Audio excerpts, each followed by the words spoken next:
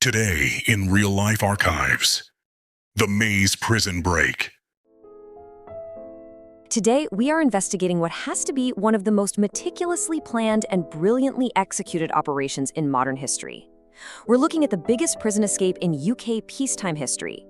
Now, I know what you're thinking. A lot of this is going to sound like it was pulled straight from the script of a Hollywood thriller. It literally sounds like a movie. But I promise you, every single detail we are about to cover in this explainer is entirely real. We're going to break down the whole thing for you. We'll look at the systemic security failures, the brilliant psychological tactics used by the inmates, and the exact minute-by-minute timeline of how an impossible breakout actually happened.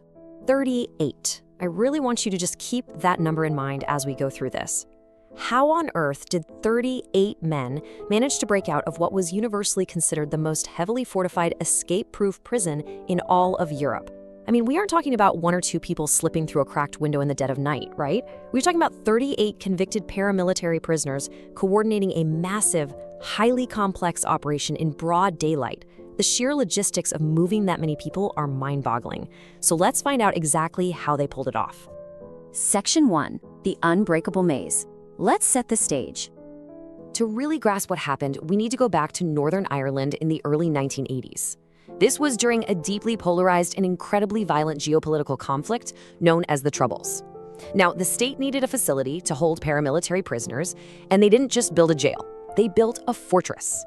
HM Prison Maze, which you might also know historically as Long Kesh, was an absolute behemoth of state security. It was located about 10 miles outside of Belfast, and it was designed specifically from the ground up to be completely impenetrable. To understand what these prisoners were up against, you just have to look at the architecture. Each cell block was shaped like the letter H, which essentially made it function as a self-contained prison within a prison. And the physical defenses? Absolutely staggering. We are talking about 15-foot outer fences, 18-foot solid concrete walls, all topped with razor-sharp barbed wire. Huge, solid steel gates that were entirely electronically operated. And if all that wasn't enough, the entire perimeter was guarded by the British Army. It was a place designed to ensure that no one could ever get out. Section 2. Plotting the Great Escape. A painstaking 4-month operation. So, how do you beat an unbeatable prison? Well, the preparation phase for this breakout definitely didn't happen overnight. It was a painstakingly slow 4-month operation orchestrated in the summer of 1983 by an IRA mastermind and inmate named Larry Marley. And his strategy was honestly brilliant. You don't attack the walls, you attack the routine. The prisoners initiated what they called a charm offensive.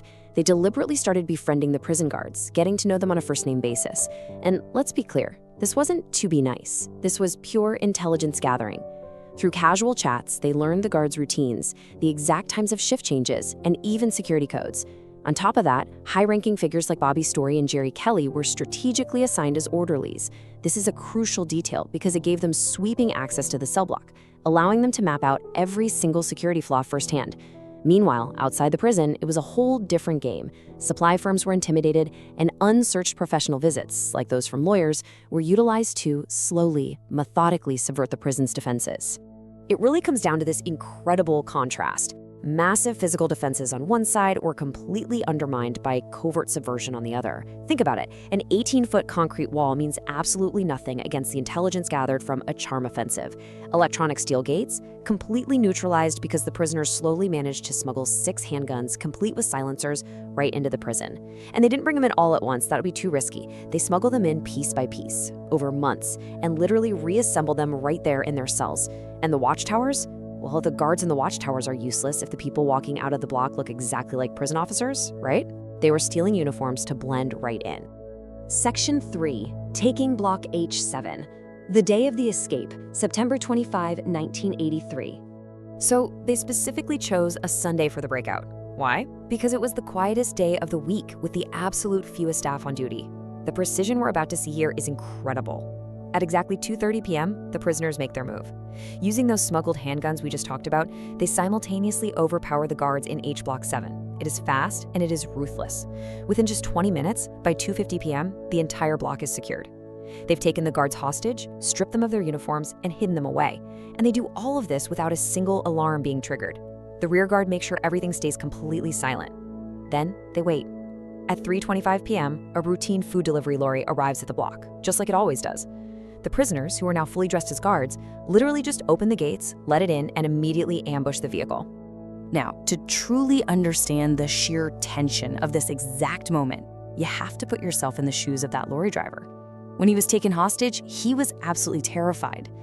Inmate Bobby Story points over to Jerry Kelly, who is standing there holding the driver at gunpoint, and Story tells the driver, "This man is doing 30 years, and he will shoot you without hesitation if he has to. He has nothing to lose." It sends a chill down your spine just hearing it. And to ensure total compliance, they actually tied the poor driver's foot to the clutch of the truck and told him the cab was booby-trapped with a hand grenade. The psychological pressure placed on this driver was absolute. He had no choice but to do exactly what they said. Section 4. The food lorry hijack. Now look at this timeline. You'll notice a delay here. The lorry was hijacked at 3:25, but it doesn't actually move until 3:50 p.m. Why sit around for 25 minutes during a prison break? Because the prisoners were inside the block's administrative office. They were meticulously searching through files to find the identities of informers and actively destroying their own photographs and records to make the inevitable police manhunt that much more difficult. That is remarkable operational discipline. But finally, at 3:50, 37 prisoners pile into the back of the food truck. At 4 p.m., they reach the main gate, the very final obstacle between them and freedom. But this is where things finally start to unravel. A chaotic clash breaks out in the gatehouse as the disguised prisoners try to overpower the sentry stationed there. It's a massive struggle, and finally, at 4:12 p.m., an officer manages to hit the button and trigger the alarm. The element of surprise is entirely gone. With the alarm absolutely blaring, the situation descends into total chaos. Quick-thinking prison guards rush out to the gate and literally use their own personal cars to wedge the exit shut, completely blocking the path of the hijacked food lorry. The truck is totally useless now. So the escapees have to improvise. They abandon the vehicle, throw open the back doors, and sprint on foot, scaling the final 25-yard outer fence. And here's a crazy detail. The IRA actually had an external support team of 100 armed men waiting outside the prison in transport vehicles, ready to whisk them away. But because of that 25-minute delay inside the prison destroying records, the escapees missed the rendezvous window by exactly 5 minutes. 5 minutes! There was no transport waiting for them, so they just had to scatter and flee across the open fields. Section 5. The manhunt begins. A massive nationwide dragnet. The response was immediate. Instantly, the British Army and the Royal Ulster Constabulary activated a massive dragnet, throwing up vehicle checkpoints across strategic positions all over Northern Ireland. It was a total lockdown. And it worked, to an extent. Within the first 24 hours alone, 15 of the 38 escapees were captured.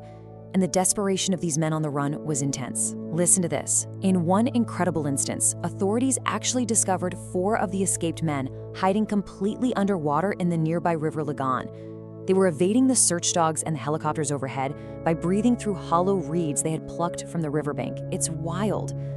But while those 15 were caught right away, others managed to completely slip through the net. Now, as fascinating as the tactics are, it is deeply important that we impartially state the severe human cost of this breakout, because this wasn't just some clever tactical puzzle, it was a violent, brutal clash. During the takeover of the block and the chaos at the gatehouse, one prison officer, James Ferris, tragically suffered a fatal heart attack after being stabbed. 20 other officers were severely injured in the fight. 13 were kicked and beaten, 4 were stabbed, and 2 were shot. And it didn't end when the sirens stopped. Beyond the physical injuries, the psychological toll was massive. Records show that 42 prison staff members subsequently suffered from severe nervous disorders. The human impact on the men guarding that facility was truly devastating. Section 6. Fallout and Legacy.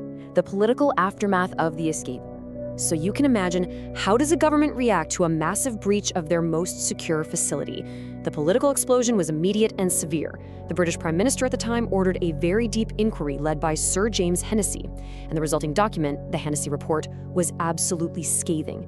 It didn't point fingers at the architecture, it exposed widespread systemic administrative flaws. It basically pointed out that the entire escape was made possible by massive complacency, lazy security practices, and incredibly poor judgment from the staff. Like, for example, allowing some of the highest-risk paramilitary commanders to be assigned as unescorted cleaning orderlies. The report made it abundantly clear the walls held up fine, but the human element of security had entirely failed. Now, a lot of people at the time tried to blame the escape on political concessions. You see, there had been some concessions granted to the prisoners following the very famous 1981 hunger strikes, but the Hennessy Report explicitly stepped in and absolved those policy changes of blame. Sir James Hennessy concluded that allowing inmates to wear their own clothes or associate more freely with one another did not cause the breakout. It was simply the fundamental failure of basic physical and human security procedures, period. Ultimately, the immense burden of these failures forced the governor of the Maze prison to resign from his post.